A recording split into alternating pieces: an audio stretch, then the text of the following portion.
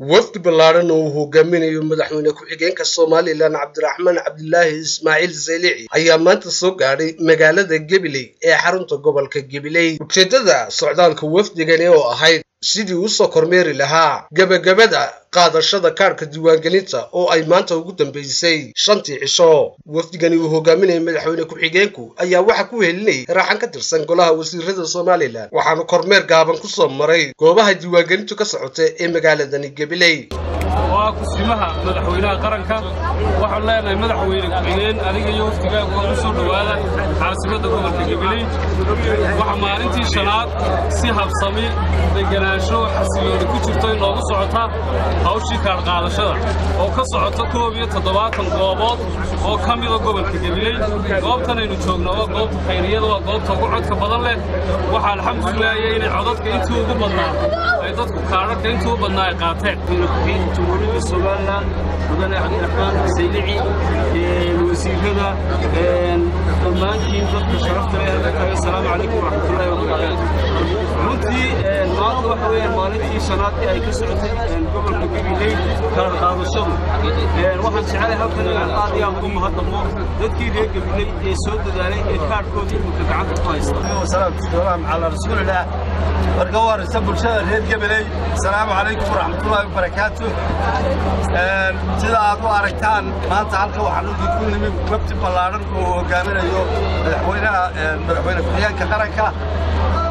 waxaanu u nimi inaanu idinku baraarujinno, idinku dhiirigelinno, idinku wacyigelinno in fadhiga laga kaco oo inta maalinbaha yare inoo hadhay la qaato kaadhkii lagu codayn lahaa berrito ee qof waliba muwaadinimadiisa ku caddayn lahaa ee ku muujin lahaa.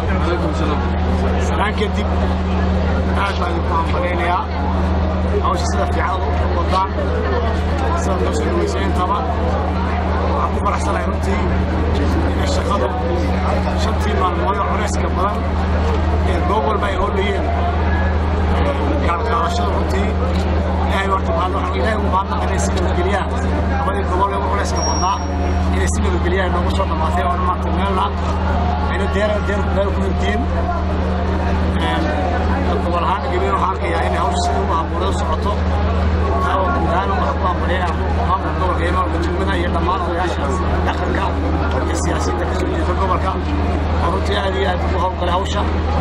waxaan adkaynaynaa un fariintaan u socda maanta in xilkaayna wada saaran dhammaanteen shacabka iyo dowladda oo ah xil qaran oo ah waajib dastuuri in nin walba oo Soomaaliland diray inuu qaato kaarka socod bixinta. intaasi kadib wafdigu waxa uu ka xirtimay magaalo xuduudada Soomaaliland ee Togwajaale, halkaasi oo sidoo kalena uu kormeer ku maray goobaha diiwaangelintu ka socoto. Soomaaliland mudane Cabdiraxmaan Cabdilaahi Zeylici oo u yimid inuu indhaindheeyo guud ahaanba sayid gobolka Gabiley uga socdo kaararka uga socdaan qaadashadoodu.